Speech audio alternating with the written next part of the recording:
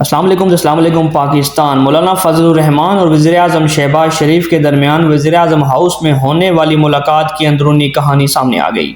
News کے مطابق ملاقات کے دوران مولانا فضل الرحمان نے وزیر اعظم سے مطالبہ کیا کہ ملک میں عام انتخابات کسی بھی صورت میں تاخیر کا شکار نہیں ہونے چاہیے۔ سربراہ UAI انتخابات کے معاملے پر اتحادی جماعتوں کے سامنے ڈٹ گئے ہیں۔ مولانا فضل الرحمان نے دبئی میں نواز شریف اور آصف زرداری کے درمیان مذاکرات اور فیصلوں پر تحفظات کا اظہار کیا۔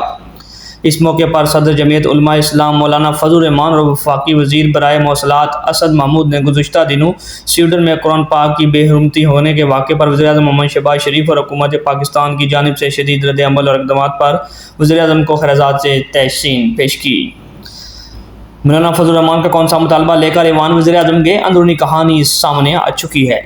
مزید ویڈیو دیکھنے کے لیے ہمارے YouTube چینل کو سبسکرائب کریں، لائک کریں اور شیئر کریں۔ اللہ حافظ۔